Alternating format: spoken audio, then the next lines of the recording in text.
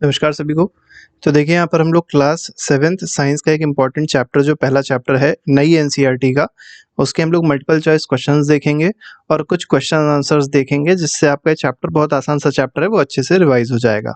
तो चलिए बिना टाइम वेस्ट किए स्टार्ट करते हैं। देखते हैं फर्स्ट क्वेश्चन क्या कह रहा है। What is the main purpose of grade 7 science text book. अब देखिए मेन पर्पस क्या है, जो आपकी ये टेक्स्ट बुक लगाई गई है क्लास 7th में, इसका मेन पर्पस क्या रखा गया है ये आपको यहाँ पर बताना है। जब आप चैप्टर पढ़ेंगे तो आपको ये चीज़ मिलेगी। पहला ऑप्शन दिया what to memorise scientific facts, क्या साइंटिफिक फैक्ट्स को मेमोराइज करना, गलत है।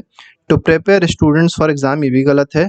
To encourage curiosity and exploration, ये बिल्कुल सही है कि बच्चों के अंदर क्यूरियोसिटी होनी चाहिए और एक्सप्लोरेशन की एक कह सकते हैं कि क्षमता होनी चाहिए, उसका डेवलपमेंट होना चाहिए। What inspired scientific exploration of flight, तो देखिए फ्लाइट का जो साइंटिफिक एक्सप्लोरेशन है वो कैसे इंस्पायर हुआ। फ्लाइट जैसे आपको पता होगा राइट ब्रदर्स ने एरोप्लेन की खोज करी थी, तो ऐसे ही आप समझ सकते हैं कि उनको किस चीज़ से इंस्पिरेशन मिली होगी। तो हेलीकॉप्टर से तो नहीं मिली होगी, बटरफ्लाई से भी नहीं मिली है, बर्ड से भी नहीं मिली है, किससे मिली है, पेपर प्लेन से मिली है। तो यहाँ पर D option is the correct answer. Question number 3 पे आएंगे। How does the science should be learn, मतलब जो साइंस है उसको कैसे पढ़ना चाहिए, कैसे इसको समझना चाहिए, ये आपको यहाँ पर बताना है। तो पहला दिया गया है फैक्ट्स को रिपीटेडली बार बार फैक्ट्स को पढ़ लेने से क्या साइंस समझ में आ जाती है, बिल्कुल गलत, ऐसा नहीं है। कॉपिंग experiments from a book, book से आप क्या करिए, एक्सपेरिमेंट जो उसमें लिखे गए हैं उसको कॉपी कर लीजिए, आपको क्या साइंस याद हो जाएगी, ये भी गलत तरीका है। Through questions experiments and observations, ये बिल्कुल सही है। देखिए कोई भी चीज़ हो रही है तो उसके पीछे रीज़न क्या है, जब आपके अंदर रीजनिंग डेवलप हो जाती है तब आप साइंस सीख जाते हैं। और जो एक्सपेरिमेंट्स दिए होते हैं, जो ऑब्जर्वेशंस होती हैं, उसको अगर आप खुद करते हैं या कोई करता है उसको देखते हैं, तब भी साइंस आपको समझ में आ जाती है। What happens when we heat certain materials, तो जब हम लोग मटेरियल को हीट करते हैं तो क्या होता है ये आपको यहाँ पर बताना है। तो ये डिसअपियर हो जाते हैं, गलत है। दे ऑलवेज एक्सप्लोड, क्या हमेशा ही एक्सप्लोड होंगे, गलत है। दे में चेंज और रिएक्ट फास्टर, ये बिल्कुल सही है कि जब भी हम लोग मटेरियल को हीट करते हैं तो वो चेंज हो जाते हैं, ठीक है। या अगर कोई केमिकल कंपाउंड है तो वो तेजी से रिएक्ट करेगा, रिएक्शन तेज हो जाती है, ठीक है। फिफ्थ क्वेश्चन पे आएंगे। Which of the following is not a theme covered in the text book, तो कौन सी थीम जो है वो इस टेक्स्ट बुक में कवर नहीं करी गई है। तो अर्थ साइंस को कवर किया है, फिजिक्स को भी कवर किया है, केमिस्ट्री को भी कवर किया है, किसको नहीं कवर किया है, तो लिटरेचर का कोई काम होता नहीं है, तो लिटरेचर को यहाँ पर इस बुक में कवर नहीं किया गया है। What causes changes in our bodies during middle school years, तो देखिए मिडिल स्कूल ईयर्स में जो हम लोग होते हैं, मिडिल स्कूल ईयर्स का मतलब जैसे 6th 7th 8th क्लास में आप हैं, 9th 10th तक भी अगर आप रहेंगे, ठीक है, मतलब जब मतलब उसी को ही मिडिल स्कूल ईयर्स कहा जाता है। तो उसमें जब आप एक तरीके से जा रहे होंगे उस ईयर्स में, तो आप क्या देखेंगे, आपके बॉडी में कुछ सारे चेंजेस देखने को मिलेंगे। तो इन्वायरमेंटल पोल्यूशन से रिलेटेड, गलत है। Rapid life process and growth, तो बहुत जो आपके ऑर्गन्स है उसमें ग्रोथ होगी, लाइफ प्रोसेस में चेंजेस होगा, हार्मोनल चेंजेस होंगे, ये सारी चीज़ें आपको 6 से लेके 10th तक मेनली देखने को मिलती हैं अपने शरीर में, और इसके बाद बारे में आप आगे चैप्टर्स में पढ़ेंगे भी। How did early human measure time before modern clocks, देखिए जब मॉडर्न क्लॉक्स नहीं हुआ करती थी तो जो अर्ली ह्यूमंस थे वो कैसे समय को पता करते थे, वो कैसे जान पाते थे क्या टाइम हो रहा है या कितना समय हुआ है। तो बर्ड्स की साउंड सुन के, गलत है। वाटर क्लॉक्स बनाया था, ये भी गलत है। शैडो इन द सनलाइट, ये बिल्कुल सही है। तो जो सनलाइट होती थी उसकी शैडो देखते थे, तो शैडो से पता चल जाता था कि टाइम क्या है।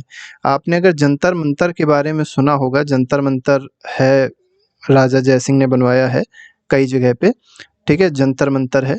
तो उसमें ये जो फिनोमेना है बहुत अच्छे से दिखाया गया है कि कैसे शैडो से हम लोग टाइम को पता लगा सकते हैं। Which of the following is not a function of light, तो इसमें से कौन सा लाइट का फंक्शन नहीं है। तो लाइट होती है तभी हम लोग देख सकते हैं, बिल्कुल सही बात है। जनरेट हीट फॉर कुकिंग, देखिए लाइट से हीट नहीं मिलती है हम लोग को, ये गलत है, ठीक है, तो ये फंक्शन नहीं है लाइट का। अंडरस्टैंडिंग द यूनिवर्स, बिल्कुल सही है, यूनिवर्स को समझने के लिए भी लाइट की जरूरत पड़ती है। शैडोज और इक्लिप्स के लिए भी लाइट की जरूरत पड़ती है, लेकिन बी ऑप्शन इसमें गलत हो जाएगा। What natural event is caused by earth and moon casting shadows, देखिए अर्थ और मून के जो शैडोज होते हैं, मतलब आपको पता होगा, यहाँ पर फिलहाल आंसर जो है इक्लिप्स है, आपको बता देते हैं। जैसे सोलर इक्लिप्स है, ठीक है, तो सोलर इक्लिप्स क्या होता है इसको आप थोड़ा अगर समझेंगे तो आपको ज़्यादा अच्छे समझ में आ जाएगा। ठीक है, सोलर इक्लिप्स को इंग्लिश में हिंदी में कहते हैं सूर्य ग्रहण। अब ये सूर्य ग्रहण क्यों होगा इसको आप समझ लीजिए ध्यान से।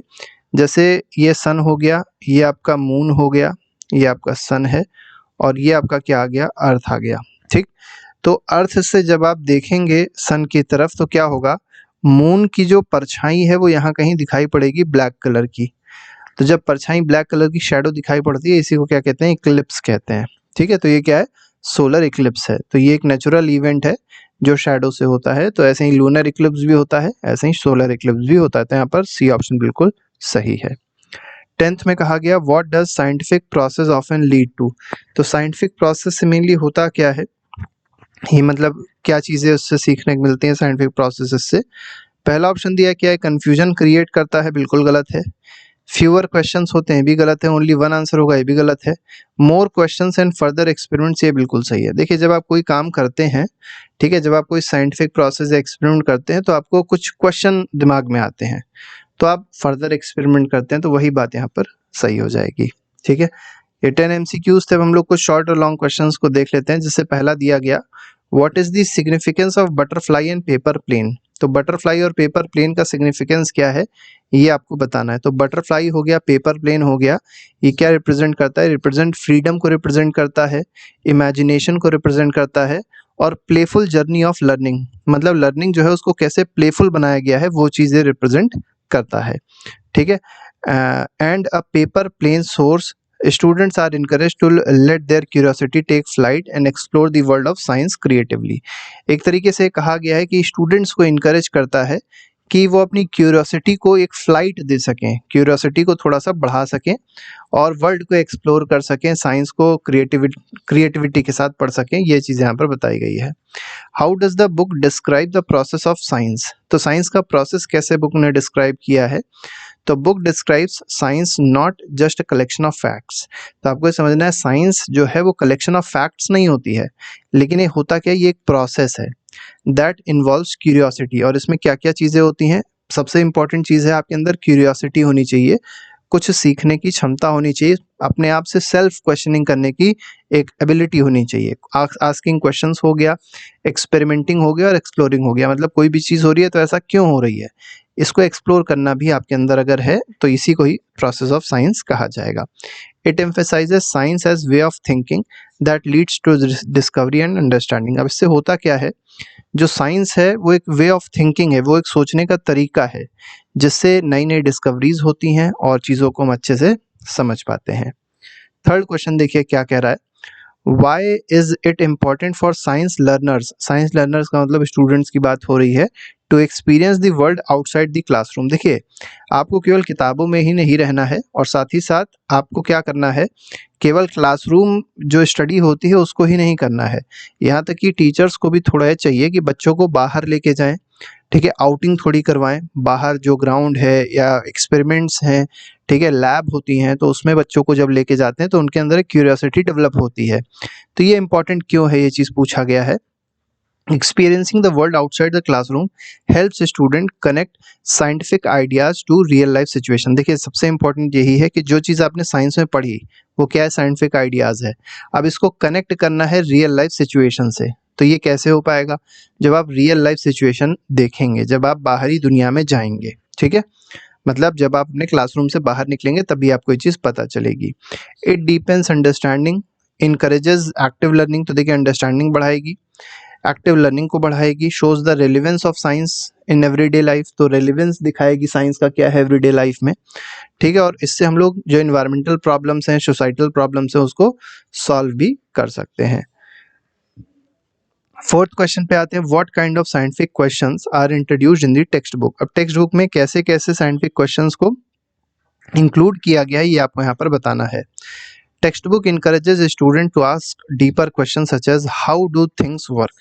तो कोई भी चीज़ अगर हो रही है तो वो कैसे हो रही है, जैसे हम बोल रहे हैं तो हम कैसे बोल पा रहे हैं, कोई पर्सन सुन रहा है तो उसमें ईयर की वर्किंग कैसे हो रही है। तो ये सारी चीज़ें हैं कि कोई भी चीज़ कैसे हो रही है ये समझना जरूरी है। ये एक क्वेश्चन है आपका। How do events happen the way they do. ठीक है, तो किस तरीके से इवेंट्स हो रहे हैं जो भी हो रहे हैं। It also includes everyday questions like why some fruits are sour, मतलब कुछ जो फल होते हैं वो खट्टे क्यों होते हैं। हल्दी का कलर क्यों होता है, मतलब वो येलो कलर का स्टेन क्यों देती है, बैटरीज डिस्चार्ज क्यों हो जाती हैं, वो सारी चीज़ें क्वेश्चंस आपको एग्जांपल्स दिए गए हैं। How are different branches of science described in book. अब देखिए डिफरेंट ब्रांचेस, जो साइंस है उसको भी कई ब्रांचेस में डिवाइड किया गया है, जैसे एक फिजिक्स है, केमिस्ट्री है, बायोलॉजी है और अर्थ साइंस है। तो इसमें डिस्क्राइब किया गया और ये सब की सब क्या है, इंटरकनेक्टेड है, एक दूसरे से कनेक्टेड है। Ideas from one field can inspire questions and discoveries in another. अब देखिए कोई, जैसे मान लीजिए फिजिक्स का कोई साइंटिस्ट है या एक कहिए कि फिजिक्स कोई पढ़ रहा है, तो वहाँ से क्या होता है, उसको आइडिया मिलता है, तो उस आइडिया को वो केमिस्ट्री में भी अप्लाई कर सकता है, बायोलॉजी में भी अप्लाई कर सकता है और साइंस में भी उसको अप्लाई कर सकता है। बिल्कुल सही बात है, ठीक है। तो ये क्या है, एक यूनिफाइड वे है जिससे हम लोग वर्ल्ड को अंडरस्टैंड कर सकते हैं। What are some life processes necessary for survival of animals? तो कौन कौन से लाइफ प्रोसेसेस होते हैं ऐसे जो हम लोग के सर्वाइवल में, एनिमल्स के सर्वाइवल में नेसेसरी होते हैं। तो जैसे लाइफ प्रोसेसेस में दिया गया है ईटिंग, ठीक है, ब्रीथ हो गया, ब्रीदिंग हो गया, सर्कुलेशन हो गया, न्यूट्रिएंट्स का सर्कुलेशन हो गया, ठीक है, ब्लड का सर्कुलेशन है या ब्लड के थ्रू जो न्यूट्रिएंट सर्कुलेट होते हैं उसकी बात हो रही है। तो ये सारी चीज़ें इंपॉर्टेंट हैं सर्वाइवल ऑफ ह्यूमन बींग्स या एनिमल्स के लिए, ठीक है। इंपॉर्टेंट ये भी होता है, वेस्ट का रिमूवल भी सबसे ज़्यादा इंपॉर्टेंट है। Do plants also perform life process similar to animals. क्या प्लांट्स में भी लाइफ प्रोसेसेस होती हैं जैसे एनिमल्स में होती है? बिल्कुल सही बात है। जैसे प्लांट में भी न्यूट्रिशन होता है, प्लांट भी ब्रीथ करता है, रेस्पिरेशन होता है, ये भी अपना फूड बनाते हैं by the process of photosynthesis. हालांकि एनिमल्स नहीं बना सकते, एनिमल्स तो दूसरे पे डिपेंड करते हैं। एक्सचेंज ऑफ गैसेस प्लांट्स में होती है, एनिमल्स में भी होती है, तो इस तरीके से आप कह सकते हैं। और जो रेस्पिरेशन होता है या कह सकते हैं एक्सचेंज ऑफ गैसेस होती हैं प्लांट्स में, वो टाइनी ओपनिंग से होती है जिसको क्या कहता है, स्टोमेटा कहा जाता है। स्टोमेटा याद रखिएगा, ये मेनली लीव्स में होता है, छोटे छोटे से, बहुत छोटे छोटे से पोर्स होते हैं जिससे गैस का एक्सचेंज हो पाता है। 8th क्वेश्चन पे आते हैं, how do the movement of earth and moon affect life on earth. Question number 8 पे आते हैं, how do movements of earth and moon affect life on earth. तो देखिए अर्थ और मून का जो मूवमेंट है वो अर्थ में लाइफ को कैसे अफेक्ट करता है ये आपको बताना है। तो रोटेशन जो अर्थ का होता है उससे क्या आता है, डे और नाइट आती है, पहली चीज तो ये हो गई। मूवमेंट ऑफ अर्थ जो है, मूवमेंट ऑफ मून जो है, इससे इक्लिप्सेस होते हैं, ठीक है। और इन सब से क्या होता है, लाइट में चेंजेस आते हैं, सीजन्स में चेंजेस आते हैं, कई सारे नेचुरल फिनोमेना होते हैं जो लाइफ को अफेक्ट करते हैं।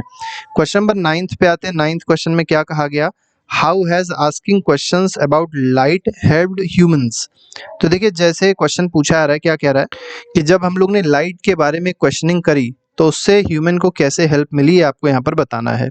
तो asking questions about light has helped to a deep understanding of the universe. तो इससे हम लोग को यूनिवर्स की डीप अंडरस्टैंडिंग हो सकी, ठीक है। डेवलपमेंट, कई सारी टेक्नोलॉजी डेवलप हुई जिससे हम लोग लाइट को जनरेट करना सीखे, ठीक है। हम लोग कई सारे इवेंट्स को समझ पाए, जैसे इक्लिप्सेस हैं उनको समझ पाए कि ऐसे क्यों होते हैं।